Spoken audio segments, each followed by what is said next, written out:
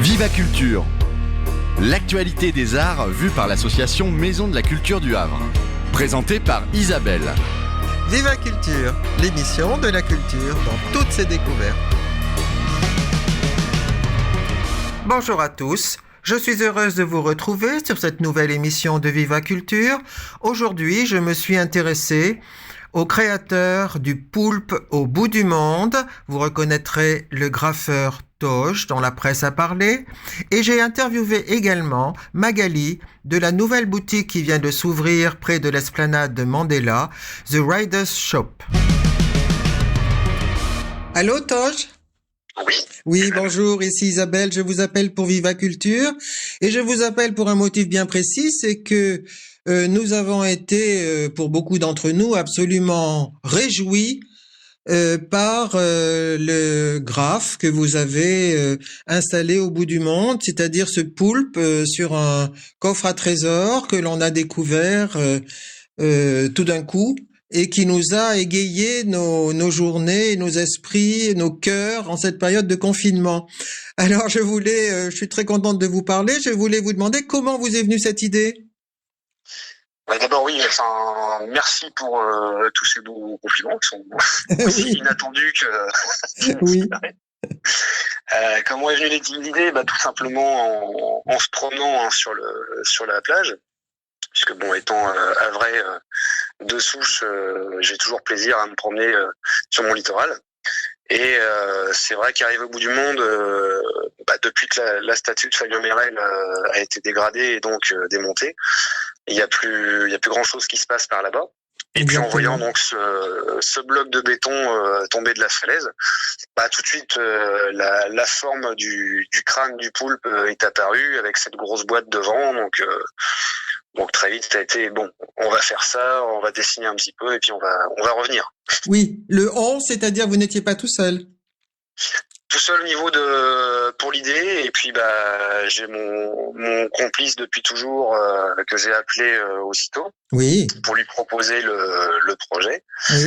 Arès. Et avec Arès, tout à fait. Oui. Et comme on se trouve toujours sur les projets un peu fous, quoi que ce soit, on se dit toujours oui à nos projets respectifs de toute façon. Oui. Donc il a dit ok, on y va, on fait ça rapidement et puis on va se faire plaisir. Le but c'était vraiment ça, c'était se faire plaisir. Oui, mais là vous étiez, c'était un gros projet.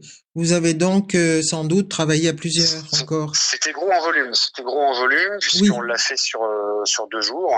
Donc sur le temps d'un week-end, on avait la chance qu'il fasse très beau d'ailleurs. Oui. Donc le samedi, on était 2 le samedi pour préparer tous les fonds et commencer les premières bases.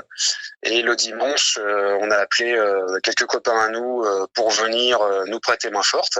Oui. Notamment donc avec Kyojin, avec Keza, avec Droids qui a donc aussi donné le regard au poulpe.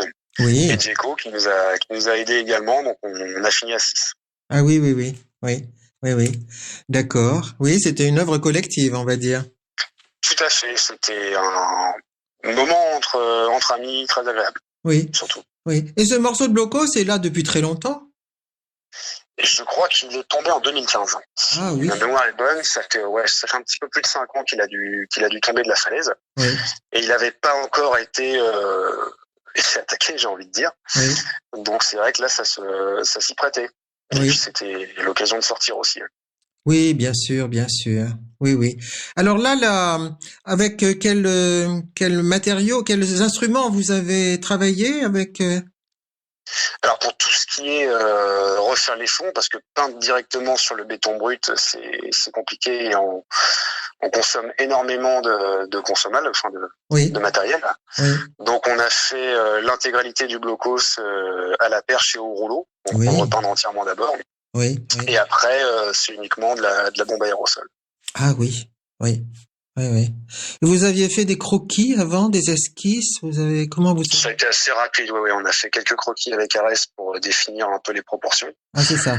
Et où placer le regard également. Et par la suite, on va vite sur le vif du sujet. Ah oui, entendu. Est-ce que je peux vous demander si vous dessinez depuis très longtemps ? Non, du tout. Moi, je suis quelqu'un qui dessine très peu de toute façon. Oui. Je suis quelqu'un qui a beaucoup d'idées, mais qui n'a pas spécialement toujours les moyens de les réaliser. Oui. Mais j'ai l'avantage d'avoir des connaisses pour le faire avec moi. Ah oui, oui, oui. Oui. Ça forme une belle équipe. Oui, c'est ça, bien sûr. Bien sûr.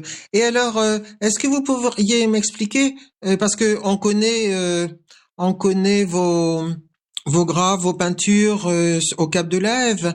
Est-ce que vous pouvez m'expliquer ce que vous cherchez quand vous les réalisez? Alors, rien en particulier, très sincèrement, c'est vraiment quelque chose de très personnel. C'est plus pour un moyen de se vider la tête, de se libérer un petit peu. C'est vraiment un côté exutoire de la peinture. Oui. De pouvoir se libérer un peu l'esprit, déjà d'être au grand air, ça c'est quelque chose d'agréable. Oui. Mais c'est vraiment, à titre personnel, c'est vraiment plutôt égoïste, la peinture pour moi. Oui, tant mieux pour nous. Oui. Ouais, voilà. Si les gens ont un regard amusé ou que ça leur plaît, oui. Tant mieux. Tant mieux, au contraire, si ça plaît aux gens. Ah oui, ça nous ouvre. C'est pas le but premier dans l'immédiat. C'est vraiment plus de se faire plaisir à soi-même et de s'exercer. Oui. Et de progresser dans ce qu'on a envie de faire. Oui. Oui. Et j'imagine qu'à cette période de confinement, c'est d'autant plus précieux, non? En cette période de confinement, c'est vraiment une période qui est, je trouve, très anxiogène pour tout le monde. Oui. En particulier quand on n'est pas spécialement quelqu'un de l'intérieur, j'ai envie de dire, et qu'on est plutôt qu'on aime les espaces et le grand air. Oui. Donc on est vite malheureux chez soi. Bien sûr. Déjà les horaires c'est contraignant et c'est quand même une activité, on va dire, qu'on évite de faire en plein milieu de l'après-midi dans la rue. Donc on s'adapte. On s'adapte également. Donc là, c'est vrai que le site du bout du monde était parfait. Puisque déjà, il faut arpenter un petit peu dans les galets pour pouvoir s'y rendre. Oui, c'est vrai. Donc, il y avait eu quelques badauds, quelques curieux qui sont venus pendant qu'on était en train de le faire. Oui. Mais on avait très peu de chances d'être dérangés à ce moment-là. Donc, non, vraiment, cette période-là, c'était... Allez, on va se faire plaisir, on va peindre un peu et on va respirer et ça va faire du bien à tout le monde. Oui, et puis retrouver sans doute une certaine liberté par rapport à toutes ces contraintes sanitaires. Les contraintes qu'on vit aujourd'hui, effectivement. On nous dit quand aller travailler, quand rentrer chez soi, quand faire ses courses, quand manger. Oui. On est plus dans l'ordre du dictat qu'autre chose. Donc, c'est vraiment important de pouvoir prendre ces moments pour se libérer l'esprit, justement, bien sûr. Oui, c'est ça. Peut-être, comme vous le suggérez, occuper un espace, un temps de réalisation, en faire ce que vous voulez.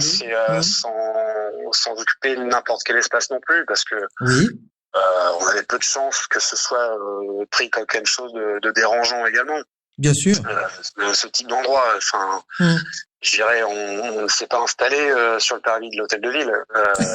Là, on s'est mis au bout du monde sur un blocos que tout le monde laisse tranquille depuis des années. Donc, non, il n'y avait pas de risque d'être dérangeant pour qui que ce soit. Oui, mais il faut dire que le contraste entre ce rose vif et le gris, le beige clair du béton, c'est magnifique.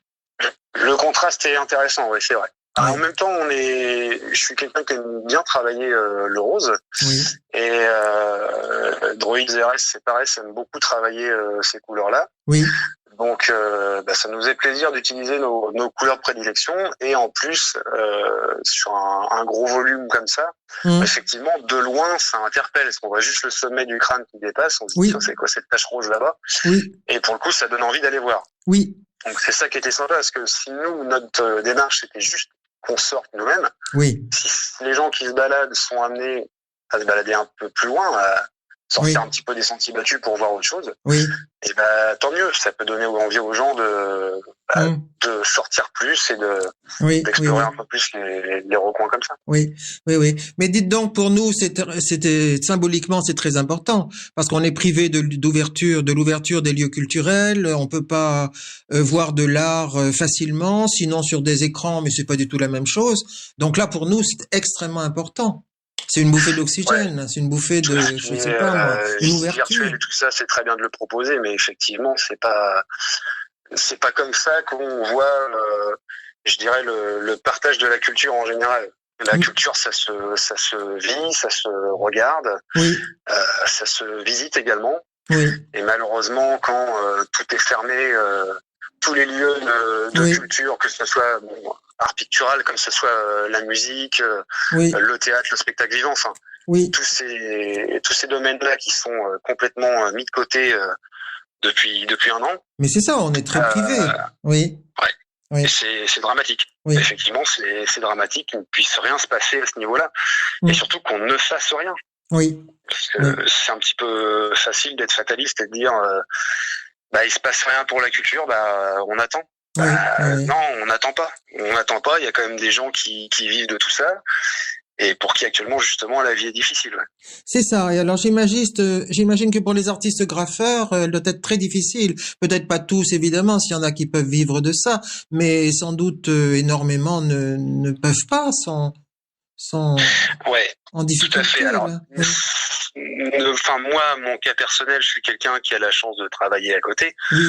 J'en ai plus de l'ordre du loisir et de se faire plaisir. Oui. Mais effectivement, comme vous le disiez, il y a des artistes, je vais prendre les artistes locaux évidemment, qui ont fait un choix difficile pour certains de vivre de leur passion et de leur art, et qui malheureusement, si jamais ne sont pas exposés, ne sont pas mis en lumière, ne peuvent pas réaliser de prestations, ne peuvent pas réaliser de ventes. Donc, comment ils vivent ces gens-là? Oui, c'est ça. Et ça, c'est vraiment quelque chose de dramatique. Et il faut aider impérativement toutes les personnes qui vivent du circuit culturel, qui n'ont pas la chance d'avoir un emploi à côté, bien sûr, comme c'est mon cas notamment.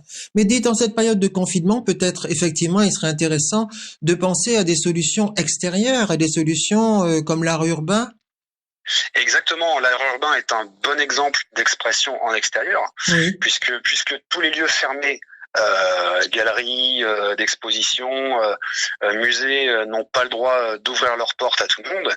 Pourquoi ne pas proposer des choses en extérieur? Effectivement, on a quand même une météo particulière. On peut s'adapter. On peut s'adapter, notamment en termes d'art urbain. Enfin, de toute façon, c'est toujours dehors, donc on peint juste le jour où il pleut pas, et après tout est fait. Au moins, ça permet de proposer quelque chose au public. De colorer un petit peu la grisaille du quotidien, on va dire, puisque tout à fait. Aujourd'hui, plus qu'avant, on a besoin de faire quelque chose dehors. Et c'est pas la petite promenade d'1 heure avec un papier sur soi pour emmener mes dehors faire ses besoins qui va nous apporter grand chose. Il faut s'oxygéner les méninges aussi, et il faut toujours avoir soif de culture, et il faut impérativement que ça soit les autorités, les municipalités puissent proposer des choses alternatives c'est ça. Pour faire vivre les acteurs de la culture. Pas spécialement de l'art urbain. Je dirais l'art urbain, on a envie de s'exprimer, on va le faire. L'espace, on va le prendre, on va se l'approprier. D'accord. On va pas spécialement demander d'autorisation, mais ceux qui en vivent, ils ont impérativement besoin d'être exposés, ces gens-là. Et il faut leur donner ce moyen d'expression. Oui, bien sûr. Mais il en était question. Tous les acteurs de la culture, même ceux qui sont habituellement dans les musées ou en galerie, qui ne peuvent pas travailler aujourd'hui, tous ceux qui sont les écoles de musique également, qui ne peuvent pas ouvrir, qui ne peuvent pas proposer de spectacle. Il y a des solutions en plein air qui doivent être comme organisées. pour la fête de la musique, par exemple. Ou bien il en était question pour les arts de la rue. Effectivement, mais ça demande peut-être beaucoup peut-être moins pour vous, graffeurs, artistes du street art, mais sans doute pour les comédiens, les danseurs, les circassiens, les musiciens, c'est plus difficile de s'imaginer dans les rues, sur les places. Ça change des habitudes, ça. Ça change des habitudes, il y a des contraintes matérielles, logistiques à mettre en place. C'est pour ça que c'est quand même principalement aux municipalités de proposer des choses pour aider ces gens-là. C'est une bonne idée. Une municipalité qui ne fait pas vivre ces acteurs de la culture locale, c'est une culture qui meurt. Parce que, je crois qu'il y a beaucoup de talents, à vrai, dans le street art. Mais on a la chance d'avoir des talents au Havre, dans le street art, évidemment.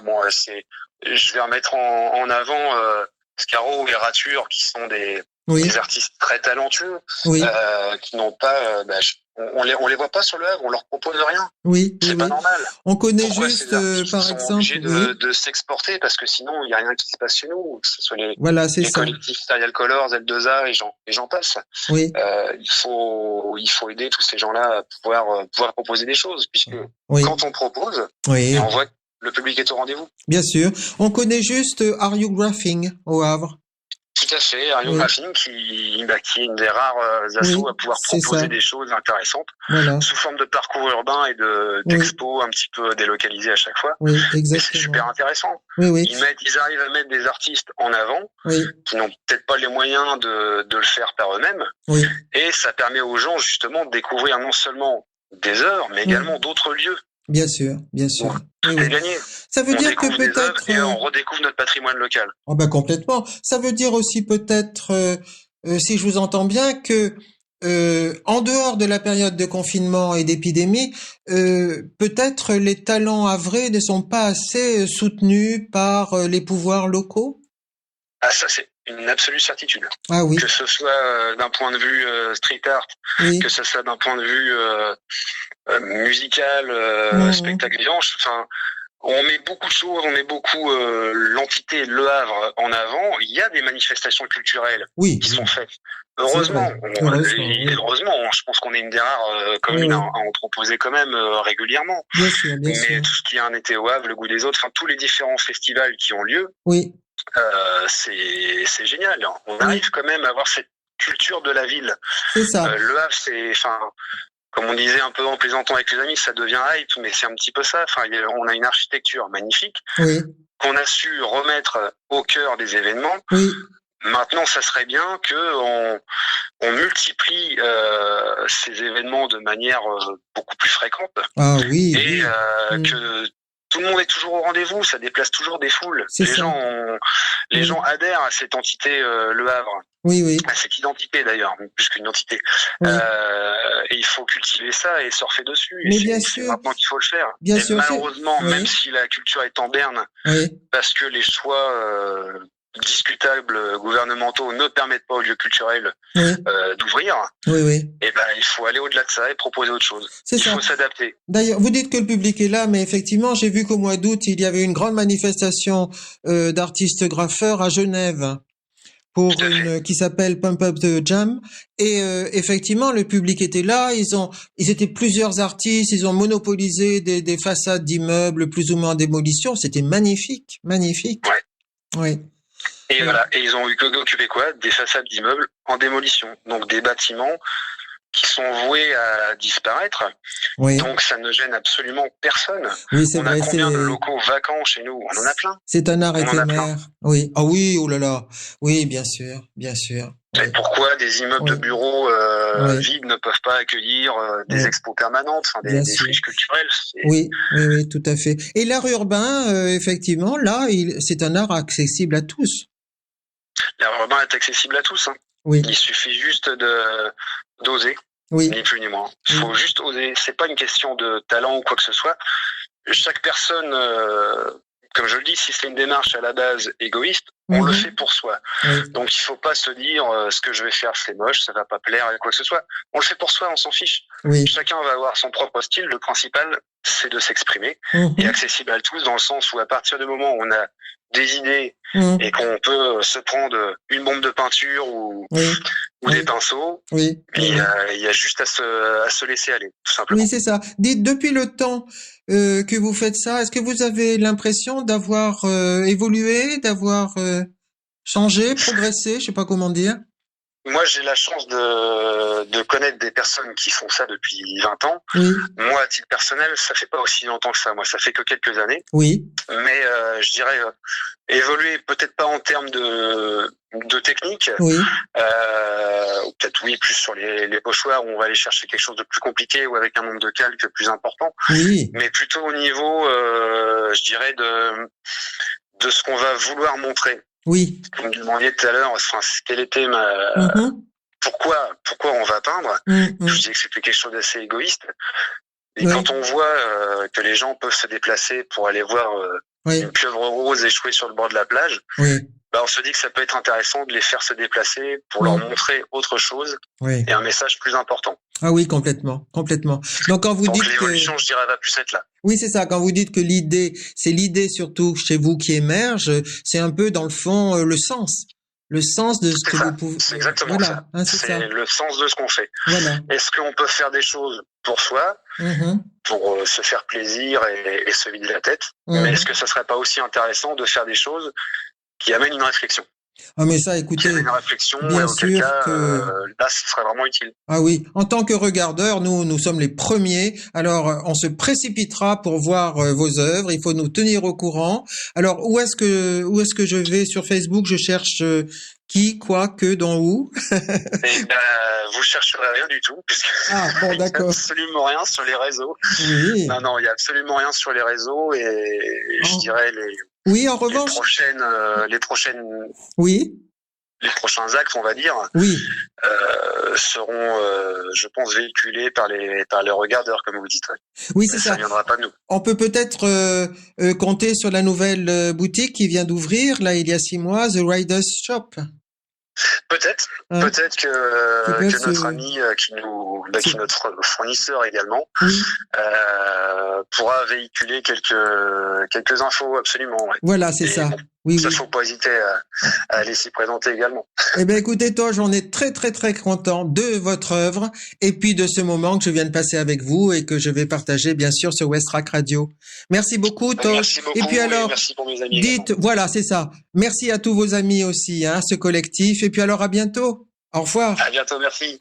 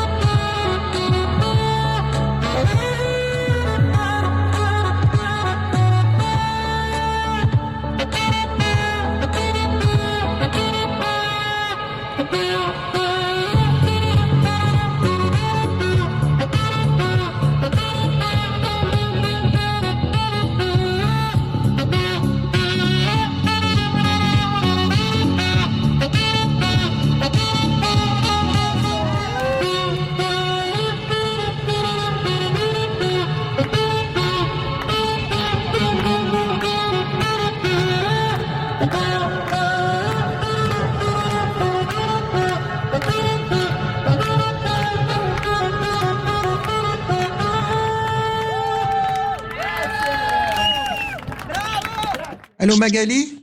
Oui, Oui, bonjour. Ici Isabelle Royer pour Viva Culture.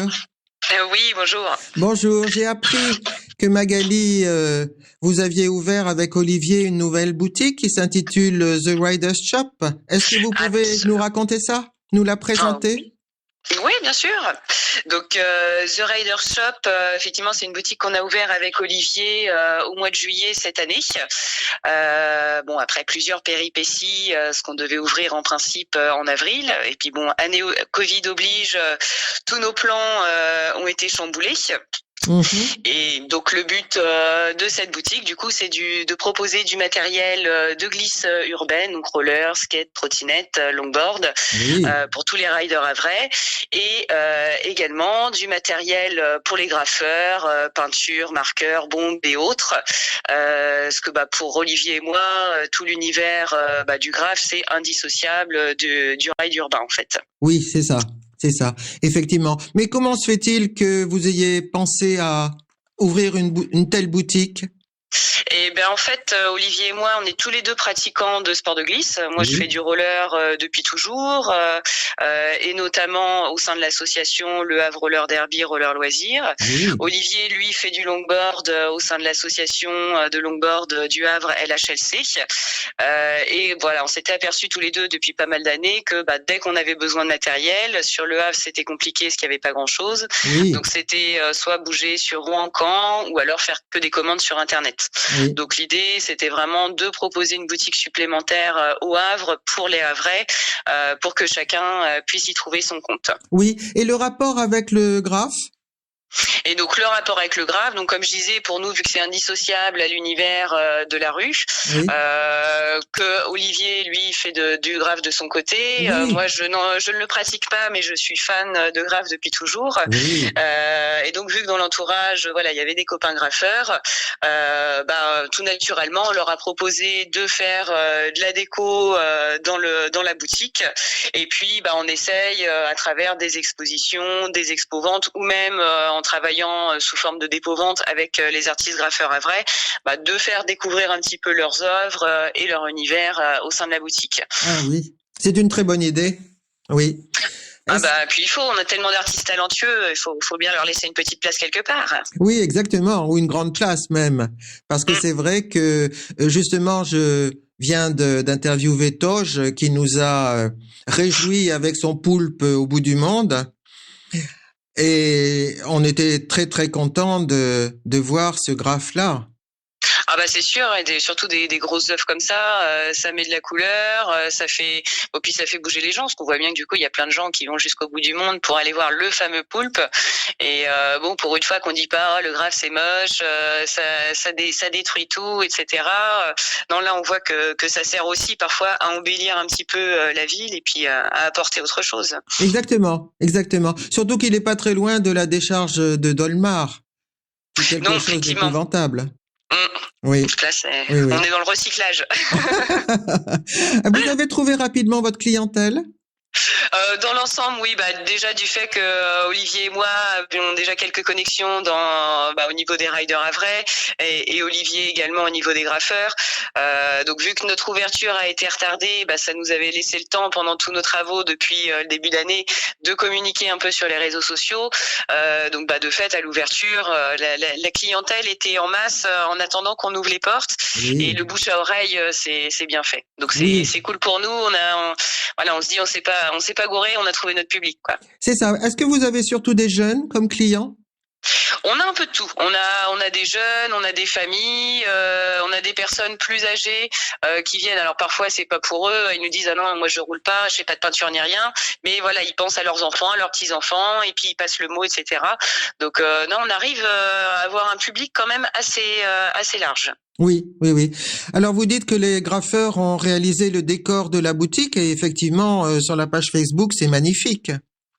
C'est plus que magnifique ce qu'ils ont fait, c'est top. Et puis en plus ça met pas mal de couleurs.